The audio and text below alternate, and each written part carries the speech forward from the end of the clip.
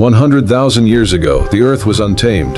Forests stretched endlessly, rivers cut across vast plains, and mountains stood like giants over the land. The world was ruled by animals. Lions prowled in the tall grass, mammoths moved in herds across the icy plains, and giant bears roamed the deep forests. Every sound in the night carried danger. In this world, humans were only beginning their story. They were not the masters of the earth. They were small, fragile, and vulnerable. They had no iron swords, no bows, no machines. What they had were sharp stones, wooden spears, and their courage. They lived in small groups, families and tribes. Because alone, no one could survive. They lived inside caves, under tall trees, or in shelters built from branches and animal skins. They did not know farming. They did not grow food. They had to take it from nature. By hunting, by gathering, by risking their lives every single day. At night, when the sun disappeared and darkness covered the land, humans huddled together. They pressed their bodies close to stay warm. They listened to the cries of wolves and the roar of lions in the distance. The night was terrifying, and the stars above looked like endless eyes watching them. But fear also taught them unity. They learned that together, as one tribe, they could face anything. The men of the tribe learned to hunt. Hunting was not a game, it was life or death. To eat, they had to risk everything. They watched animals for hours, sometimes for days. They studied the movements of deer, the paths of bison, and the watering spots of wild horses. They looked for footprints in the mud, broken branches in the forest, or the smell of dung in the air. Their weapons were simple spears made of sharp stones tied with vines to wooden sticks and axes carved from flint. Weak weapons compared to the giant creatures they hunted. But they had something no other animal had: teamwork. A hunt required patience. The hunters spread out silently, moving like shadows. One man would chase the animal toward the others, while the rest waited, ready with their spears. When the animal entered the trap, they surrounded it, shouting, throwing spears and striking until the beast fell. Every hunt was dangerous. A charging bison could crush a man. A wild boar could rip through flesh with its tusks. Many hunters carried scars from battles with animals, and some never returned home. But when the hunt was successful, it was a celebration of survival. A single deer could feed the tribe for many days. Bones became tools, skins became clothing, and meat gave life. Nothing was wasted. While the hunters risked their lives, the women and children played a role just as important. They were gatherers. They searched the forests for fruits, nuts, seeds, and roots. They bent down to taste leaves, crushed berries to test their juice, and watched animals to see what was safe to eat. Knowledge of food was passed carefully. One mistake could kill. Some berries looked sweet but brought death. Some roots gave strength, others poisoned the blood. Elders taught children by showing, by speaking, by warning. This one gives life. This one brings death. They also gathered wood for fire, stones for tools, and water for the tribe.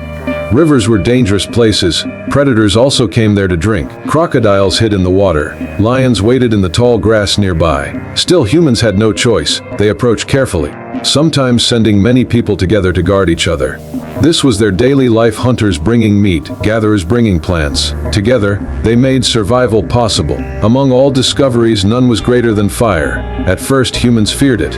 When lightning struck trees and forests burned, they hid far away. Fire was a monster. It destroyed everything in its path. But slowly, humans learned its secret. They learned to keep burning branches alive, to carry fire from one place to another. Later, they learned to make sparks by striking stones together, or by rubbing sticks until heat gave birth to flame. Fire changed everything. It gave warmth in the freezing nights. It gave light in the darkness. It scared away predators, for no lion or wolf dared to face the flames. Most important of all, fire cooked food. Raw meat was hard to chew and filled with sickness, but cooked meat gave strength and health. Fire became the heart of the tribe. Around it they gathered. Children laughed as flames danced. Elders told stories of the past, passing down wisdom.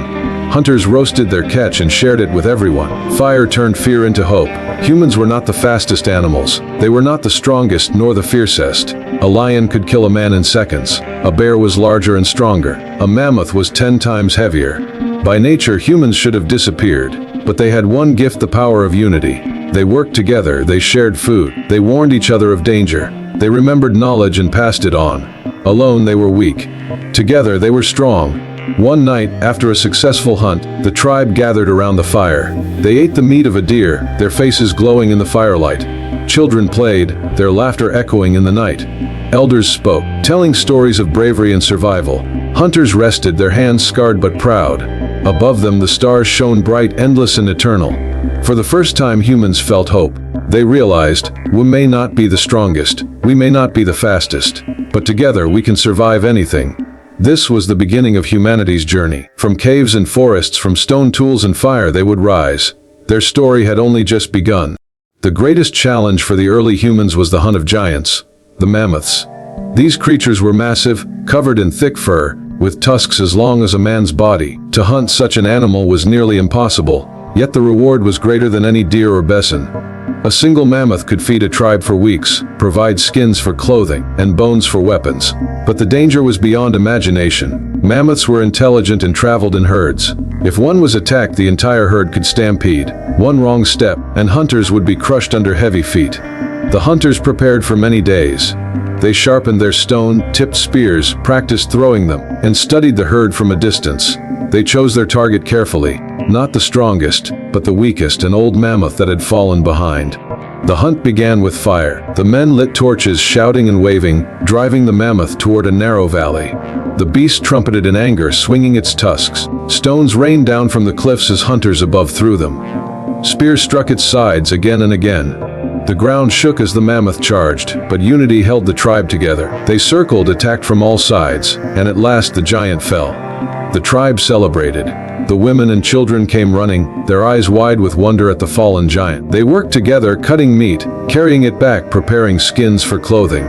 Nothing was wasted. That night, the fire burned brighter than ever. The mammoth hunt became a story, told to children again and again, remembered for generations. Survival was not only about animals. Other humans were also a danger. Tribes fought for land, water, and hunting grounds. When two tribes met, the air grew heavy with tension. Sometimes they fought, stones and spears clashing, shouts echoing in the valley. Blood was spilled and men were lost. But sometimes they shared. A wise elder might step forward, offering food or knowledge. A bond could be formed. Two tribes agreeing to hunt together, to protect each other.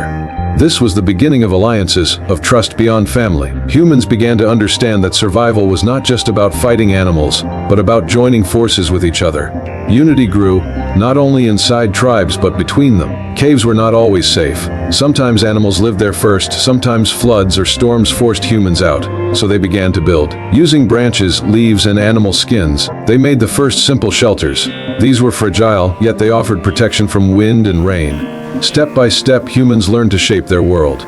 Stones became sharper, bones became needles, skins became clothing. They tied vines into ropes, carved wood into handles, and slowly, their tools improved. With every generation, they grew wiser. Children learned by watching. A boy would watch his father shape a spear. A girl would watch her mother prepare roots for food. Knowledge was not written, but remembered. Each lesson was a gift passed from one life to the next.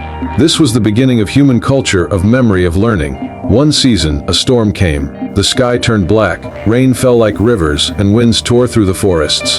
The tribe huddled together, their shelters breaking apart, fire struggling to survive. Animals fled, rivers flooded, and the earth trembled with thunder. For days they had no food, no fire. Fear spread among them, but they did not give up. They worked together, rebuilding their shelters, guarding the children, keeping watch for danger. When the storm passed, the land was broken, trees fallen, rivers swollen, animals scattered. But the humans survived. They lit a new fire, roasted the last of their meat, and sang to the stars.